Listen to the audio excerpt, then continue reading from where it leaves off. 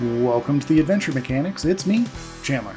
I've noticed that a lot of eager game devs want to, quote-unquote, know the secret of marketing your game. How do I know? Well, the best performing side quest on game development we've had was on how to start market research.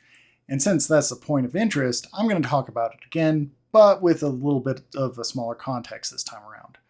Today, I want to focus in on user reviews and what you can learn from them, and more importantly, how to use them to make your game better.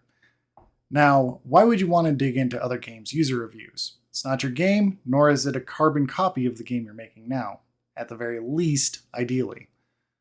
Well, the answer is rather simple. You can examine what bothers players in other games in your genre, niche, or whatever, and use that to inform your game's development path. That one piece of UI that just drives players nuts in that other game, you can make your UI work better for it. It's a way to learn from those that came before you what you can and cannot do better without having to make the same mistakes. You can then make all new mistakes and learn and teach others not to do that. Hopefully your mistakes will end up more lucrative at the very least. In my first marketing side quest, I said you should go through the existing market and come up with a list of comparable games and use it to estimate how much you could potentially get for making your game. Assuming you've gone and done that footwork, you'll already have a list of user reviews to pull from. This is where the real fun begins. You're going to have to read through their reviews and start noting what is popular, what isn't, and what players wish they could do in those other games. This isn't the sexy part of market research per se, but it is entirely necessary. If you're making a game similar in vibes, mechanics, or whatever, and that mechanic you plan on adding is a hated feature of the games you're researching, maybe it isn't a mechanic that you should be putting into your game. Or maybe it's something you should adjust and reimagine to either answer or sidestep the complaints of the players of that other game. Either way, you'll be saving yourself some headache by being aware that there is an issue before spending time making it in the first place. Let's do a specific example. Let's say Cartogrator played most like Carto from our previous market research we did in the last side quest. Let's dive into Carto from a high level. At time of writing, it's overwhelmingly positive with over 6,000 reviews. That's promising, especially if Cartogrator plays similarly. That's a good first pass. That means there's potential in the design. But what is the typical reason for those positive reviews? Barring going through all 6,000 reviews, we'll go off of the reviews shown as the most helpful in the last 30 days. Looking at those, it's apparent that the key phrases used in the Carto reviews are cozy, comfy, short, puzzle, simple mechanics, and great visuals. Great, these are all good descriptors that I can also apply to Cartogrator. So the audience I'm aiming for not only exists, but will also enjoy these if I put them in Cartogrator and execute them well. Now, let's look at the most helpful negative reviews from the last 30 days. These are the sticking points that people have with Carto.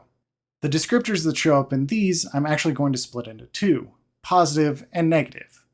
I know it seems odd, but there's value in seeing what people who don't recommend Carto still enjoy from the game, even if it's just something they put out to make their review feel more even-handed or whatever.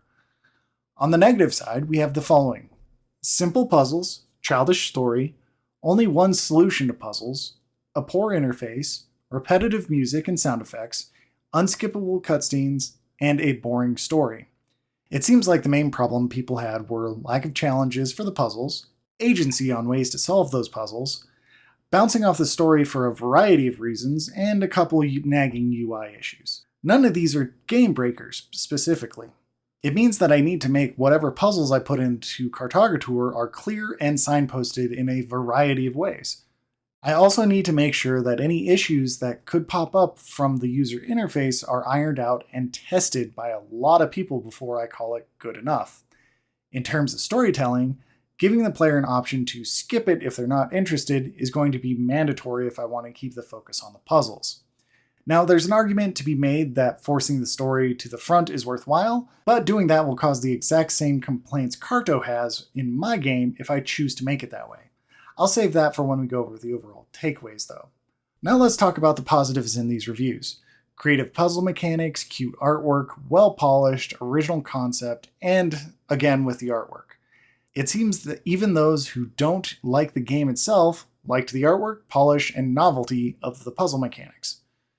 Applying this to Cartogrator, it means that I need to come up with an art style that evokes the sense of wonder from exploration. In terms of the novelty of the puzzle mechanic, I'll need to have new playtesters come in and try the game out, possibly people that are interested in puzzle/mapping games specifically. I think my game has a novel puzzle loop, but I'm also the developer. That means I'm too close to the objective, and I need to get some more people involved in the feedback cycle to vibe check me. And of course, polish, polish, polish. The never-ending bugaboo of any game developer. The more you polish a game, the more people will be interested in continuing it. The reality of having your game polished possibly beyond what you think is necessary will never really go away. So, what are the takeaways from diving into the reviews of Carto? Even this cursory look at the most helpful reviews from the last 30 days reveals the strengths of Carto are in its novel puzzle mechanic and cute aesthetic. The main perceived weaknesses are boring and limiting puzzle design and story coupled with poor user interfaces. Is this fair? Well, to be sure, I'll need to play the game. And as a developer working on something similar, I've already done so. I don't necessarily agree with the criticisms made of Carto, but I certainly see where the frustrations are coming from. I won't go into my full thoughts of the game, but I bring it up here because it's also an important step, whether you enjoy the game or not. At the very least, you'll have to have familiarity and an opinion on the other games in your game's genre. Whether you play the game before looking at the reviews or afterwards is up to you. Playing before gives you the raw opinion of it, whereas playing afterwards, you'll cue into the perceived weaknesses in the game you're examining. Both approaches have value, and it'll be up to you to decide what information you want more. I would limit the games you play for research to 1 or 2 titles that closest represent the game you are making, however. Getting too many games just means you're adding to your to-play backlog and not actually focusing your efforts on your game research. So be mindful of that.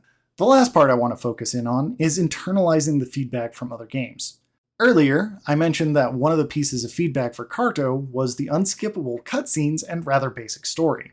If one of my design pillars is a heavy influence from storytelling elements, I may want to include some unskippable story beats. And that may be the right choice to make, too. But that is something you'll have to weigh before putting it into your game. There's going to be a group of players that will just bounce off your game because of this choice. They will just want the more engaging puzzles, in the case of Carto. Your choice to bring in that story and put it in the fore will lose them. And as long as you're aware of that and accept that consequence, do it. Not every game should be made for everyone.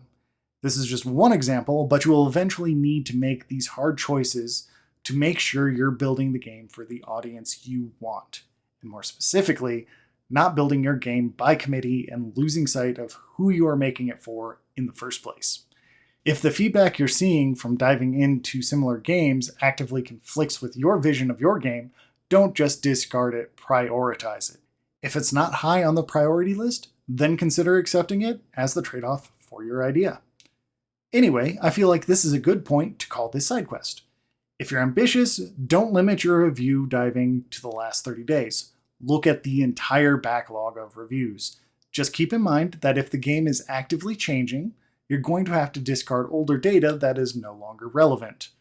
As always, if you have any questions or comments, reach out to me on various social media as JCSirron, Sirron, or leave a comment on this side quest. This has been an Adventure Mechanics side quest, and I'm Chandler. I'll talk to you next time. The intro and outro music are excerpts from Plinian, retro gaming version, royalty free. Music provided and produced by Lone Peak Music. Link in the description.